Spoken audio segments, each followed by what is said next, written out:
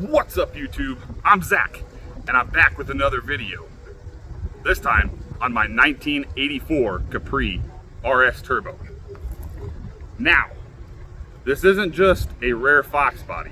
This is one of the rarest Fox bodies. So let's take a deep dive and find out why that is. All right, so just like the intro says, this is one of the rare Fox bodies. Just because it's rare doesn't mean it's valuable. I will always say that. However, this thing is just amazing to drive. It's amazing to own. Right here lives the 2.3 Lima 4-cylinder turbocharged engine. This is kind of on the same lines as the SVO. The SVO got an intercooler that would live here, and there's a hood scoop on the top of the hood for the SVOs. They got a bigger computer, they got bigger injectors, and they got a bigger vane air meter. This one has had some slight modifications to it. I've currently owned this one for 4 years now. It's got a center mount, bigger header, a bigger turbo, longer oil feed line.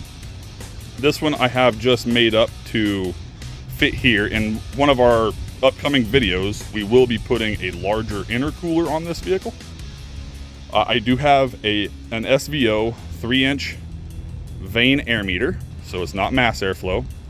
This one does have green injectors, so these are larger. I believe they're 42 pound per hour.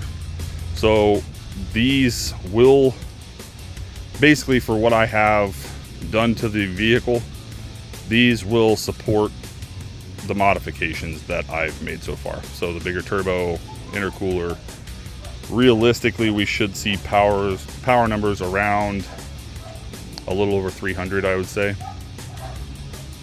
This one doesn't have any intake modifications. There's no cam modifications. You can put a cam in these. I do not have one in this. I just have a boost control valve. I did put an SVO PE computer in this. We will have to wire up an octane switch, because on the SVOs they have a switch that you can run 87 for better fuel economy or 93 to 91 for better power output. So we will be putting at least a switch and running that into the PE computer. This one does have aftermarket fans. We might put a Mark 8 fan on this, but the radiator that we have, the intercooler wraps around the radiator on the sides. So this radiator here will not work. We have to get a smaller radiator, which I do have one. So maybe we'll wire up a fan in a later video. Let's walk around this thing and we'll kind of talk about production numbers, what the stock output was versus the modifications that we have, and what this thing was capable of. Here are the production numbers for the Capri from 79 to 84. Okay, so let's talk about some differences with the RS versus the Fox body, the Mustang Fox body. So this bumper, there's a little sneak peek back there, but we'll get into that later. This bumper, it is kind of sort of, at least the lower air dam portion, it looks like the pace car front bumper. The pace car was produced in 1979. There are roughly 11 to 12,000 of those made. I have one from the San Jose plant, but we'll get into that one in a later video. They did have a different grille. They have different fenders. As you can see, the more protruding fender, right? They have different side markers. These have side marker moldings. They're extremely hard to find because they do not reproduce them. They have a different hood with slats and the air scoop. My air scoop, it goes straight to fresh air. Somebody modified it, and then they also modified this so it technically is a heat extractor style hood. These had different fairings here. You have different moldings back here again. This is probably the biggest aspect right here. So you can see here how wide how wide looking the back fender is. These also have a bubble glass. So they have a different deck lid. You have different tail lights and different rear bumper, because obviously it looks a little bit thicker. It's a thick boy. You've got a different spoiler for this bubble hatch. Other than that, this shares the exact same platform as the Fox body Mustang. The only differences are, obviously this one got taken off out here by somebody's car that was falling apart. But the only differences are the ones that we've went over currently. This was the first and only Capri RS Turbo I have ever seen in person. And I knew I had a 1984 GT Turbo that I actually traded for this car. And that vehicle was pretty rare as well. Same platform, same everything. These, the SVOs came 5-lug. They came with a little bit more suspension. These got the stock GT suspension. So I mean, the weight difference up front was a lot over the 5.0. These started production in 1979, and this is the last model year, 1984, for the Capri RS Turbo. It did continue until 86. However, the RS Turbo was not carried over for the 85 and 86 model. Shame, because now these things, now that turbo technology has changed, these have gotten a lot better with age. I love driving this thing. It turns heads. Obviously, we need to get paint done. I need to change the headlights. I'm missing the fog lights. I still have the fog light bracket, but obviously I got to air up the tires. It sounds like a tractor. It's got a 3-inch Stinger downpipe. I do have the rest of the exhaust. Currently it is right there at the fender well, at the floorboard is where it is gone. But it's a blast to drive. Let's get into some more of it. So the other modifications that we've done to this has an external wastegate. The previous owner before me had the AC stuff removed. So out here in Arizona, this car is ridiculously hot to drive in the Arizona heat. As you can tell there's the evap core that is no longer hooked up. The heat works, the windows work, everything else works, but let's look at more. So this car has been sitting out for about 5 months, I think. It currently is showing 68,000 on the odometer. I believe those are original miles. The dash, this is all GT panels, so the cockpit style is what Ford used on the 83 to 86 GTs, and then they switched the dash completely in 87. This is a cruise control car. The cruise control is not hooked up. These were all manuals. Here's all your infotainment.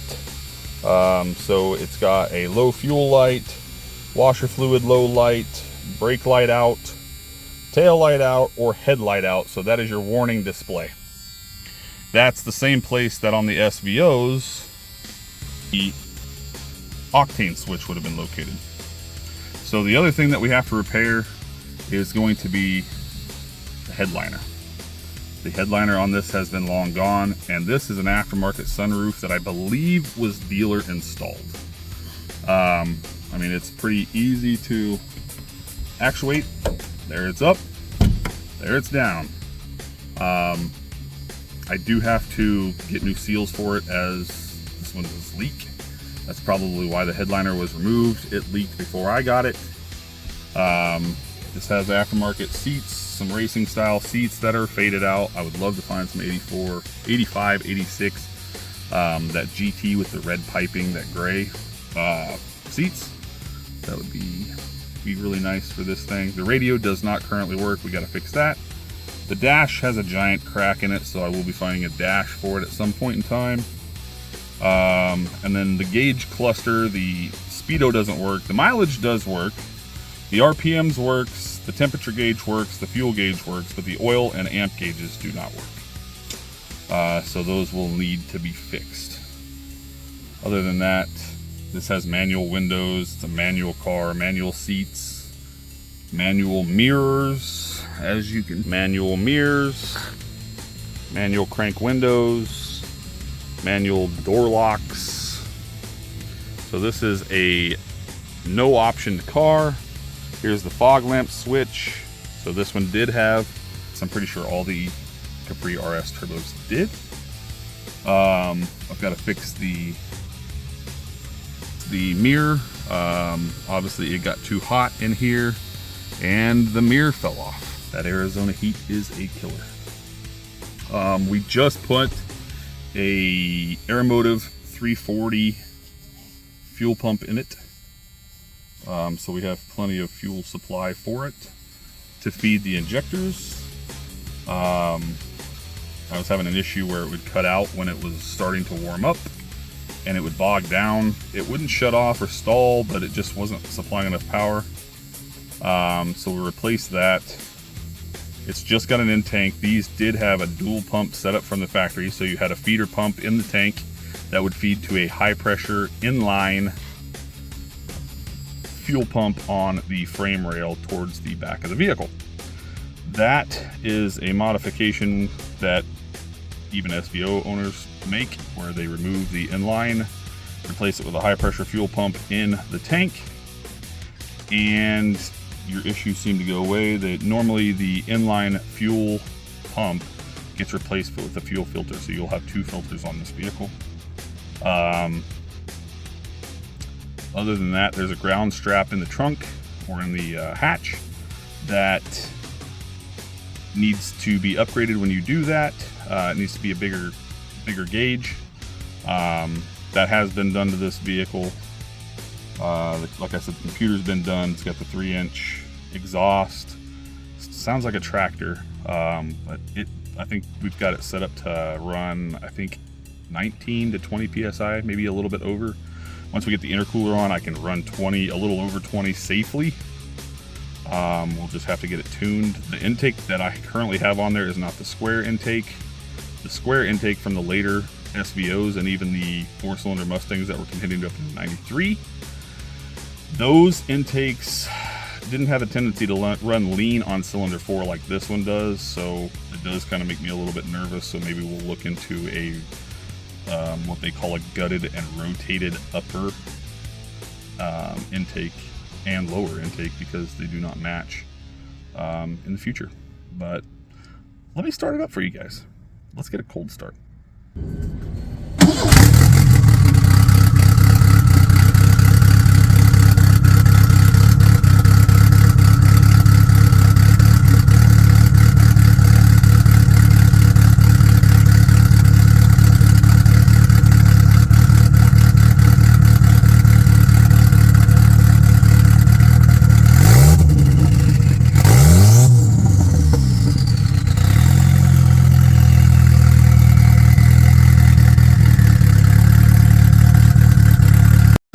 Switch back to handheld model. As you can tell, it is pretty loud with that 3-inch. The turbo whines pretty good. So the 83, 84 RS turbos did not have an intercooler stock. This would have been similar to the setup that they would have had. They would have had a metal crossover right here that would have been bolted to the top of the factory turbo. This thing does sound like it's got a cam in it until it gets warmed up.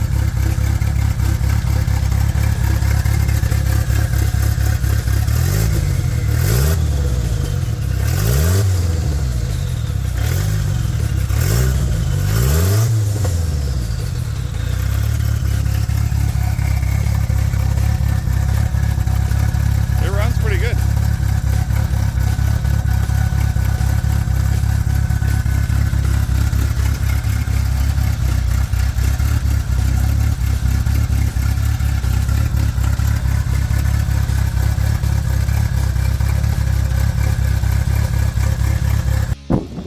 So if you are one of the many that didn't know about the Capris being a Fox body Mustang or being similar to a Fox body Mustang, now you know. And now you know the next time you cross an RS Turbo, if you ever cross an RS Turbo, what they are. The older 79 to 82s had a carburetor, and the exhaust manifold, I believe, was on the same side. I could be wrong. There was a draw-through carburetor system for a turbocharger. 83, 84 were updated to the fuel injection system, just like the 84 SVO, which was the first year. These did come out a year prior. But there's a small video on my Capri RS Turbo. I hope you enjoyed it, and I hope you liked this walk down memory lane with the Capri.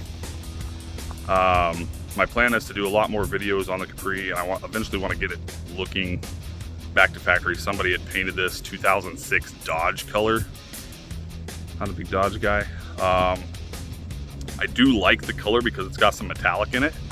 However, I would love to go back to the original gray color with that silver on the bottom and the orange stripe to just top it all off with the original decals. Somebody else put the 2.3 decal and the SVO decal on there, not me.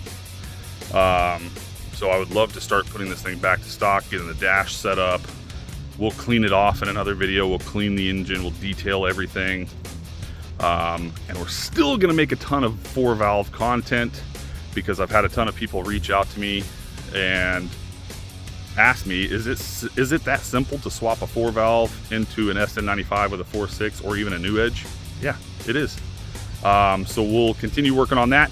I did get my new fuel rail in the other day, so now we have something to do. I've got my timing tensioners in, so we'll tear that all down in one video and repair that. And I'll show you a couple quirks with the intake that I did with the IMRCs. And then we will get back into more of the Capri. We're gonna go to a car show, so I'll probably film that. That'll be my first real test drive with you guys in the Capri, since I've done a few things to upgrade it for the show. That show is September 11th, and it's right down the street from my house, so I don't have any issues driving it that far. But we'll take you for a ride in that. But I hope you enjoyed my video. And I hope you consider subscribing and leaving me a like and a comment. Even if it's bad comments, constructive criticism comments, whatever comments you have, feel free to leave them. I'll see you in a future video. Bye for now.